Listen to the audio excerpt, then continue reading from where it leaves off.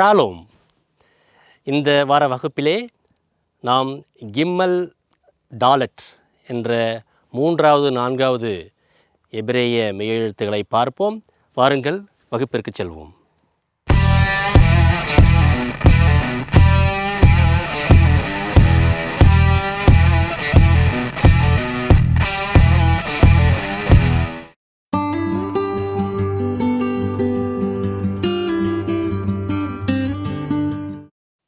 இப்பொழுது அடுத்த மெய்யெழுத்து கிம்மல், 3வது எபிரேய மொழியின் எழுத்து கிம்மல்.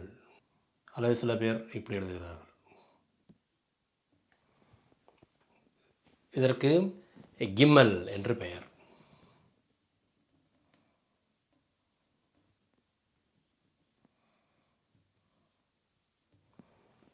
கிரேக்க எழுத்திலே காமா என்று சொல்வார்கள். ஆங்கிலத்திலே சி அல்லது சில நேரங்களில் ஜி என்று சொல்லுவார்கள். இதை சில பேர் இட்ஜ் என்று உச்சரிப்பார்கள். அது தவறு. எபிரேயத்திலே இந்த உச்சரிப்பு இட்ஜ் என்ற உச்சரிப்பு இல்லை. இக் என்ற உச்சரிப்பு தான் இருக்கிறது. இதற்கு எண் மதிப்பு 3. இதற்கு இந்த கிம்மல் என்ற சொல்லுக்கு ஒரு அர்த்தம் இருக்கிறது. ஒட்டகம், கேமல்.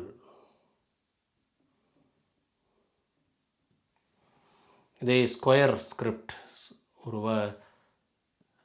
சதுரத்திலே வேண்டுமானால் நாம் எழுதி பழகி பார்க்கலாம்.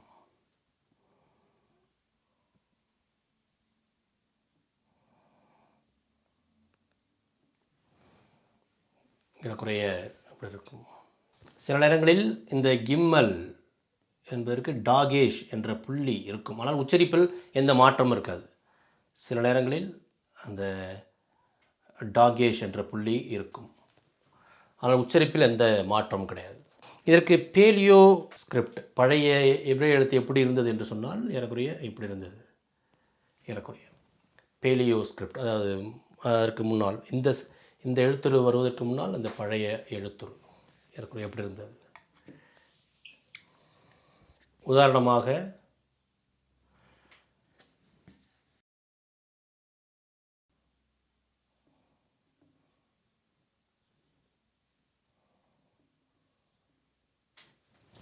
இந்த பட்டா இங்கே இருக்கிறது. காக்,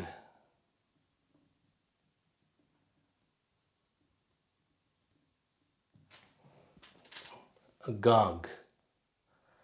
இதற்கு இக், இதற்கு இக் என்ற உச்சரிப்பு, இதற்கு ஆ என்ற உச்சரிப்பு, இதற்கு இக். காக். காக் என்றால் கூரை என்று பொருள். அடுத்து 4வது எபிரேய மெய்யெழுத்து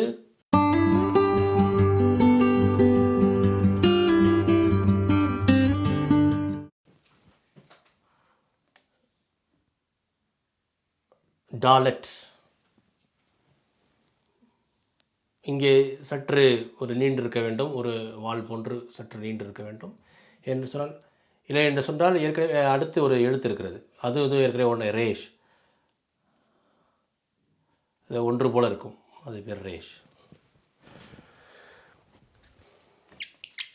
ஆகவே சற்று நீண்டு காணப்படும். டாலட்.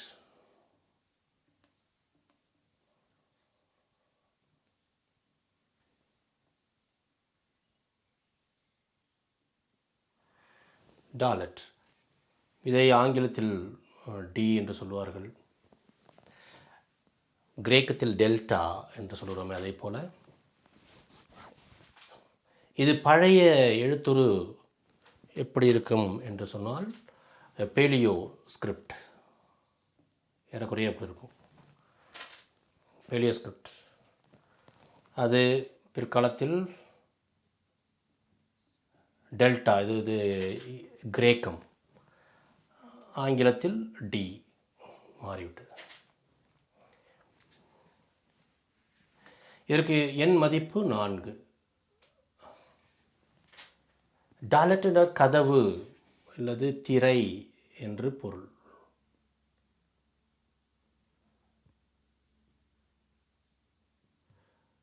Curtain, door.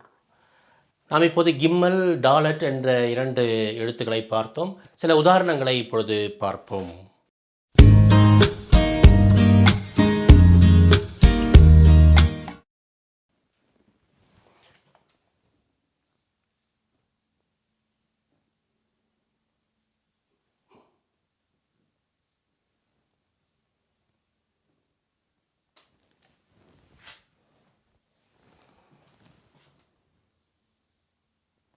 இங்கே டாகேஷ் இடம்பெற்றுள்ளது. இந்த புள்ளியில் தான் கொஞ்சம் அழுத்தி டாகே, டா, இட். இதற்கு பெயர் இட், இதற்கு ஆ, இதற்கு இக்.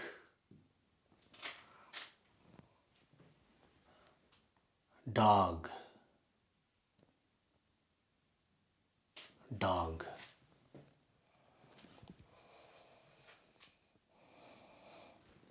டாக் என்று சொன்னால் மீன்,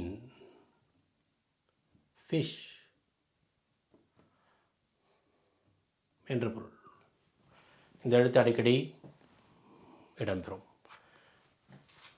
டாக்.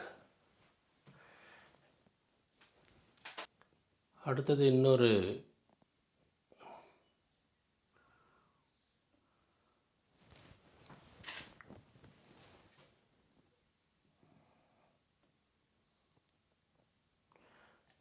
இக், ஆ, இக். இதற்கு ஆ, இதற்கு இட். காட் என்ற பெயர். இது ஒரு பெயர். யாக்கோபின் 7வது மகன்.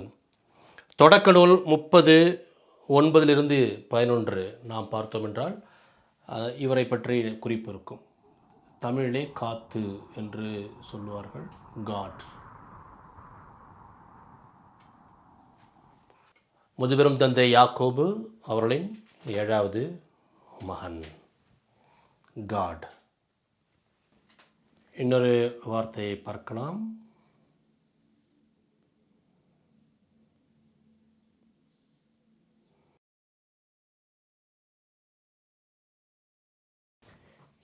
இங்கே காமெட்ஸ் இருந்தது, இங்கே பட்டா.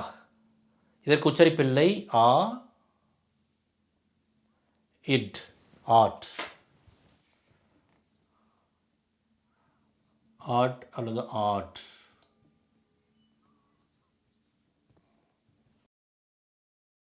ஆட். இதற்கு பொருள் இதுவரை அல்லது அதுவரை, இதுவரை. இது ஆங்கிலத்தில் அன்டில் என்று இதற்கு பொருள்.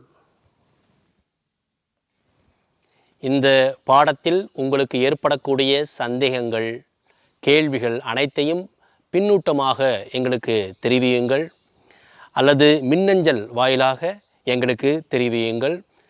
அதற்குரிய விளக்கத்தை அடுத்தடுத்த வாரங்களில் இந்த நிகழ்ச்சியின் மூலமாகவே உங்களுக்கு விளக்கி சொல்லுகின்றோம். உங்கள் அனைவருக்கும் நன்றி. இந்த நிகழ்ச்சி உங்களுக்கு பிடித்திருந்தால் விருப்ப குறியிடுங்கள். உங்கள் கருத்துக்களை பின்னூட்டமாக எங்களுக்கு தெரிவியுங்கள். இந்த நிகழ்ச்சியை மற்றவர்களோடு பகிர்ந்து கொள்ளுங்கள். மேலும் எங்கள் யூடியூப் பக்கத்தின் பங்குதாரராக இணைந்து கொள்ளுங்கள்.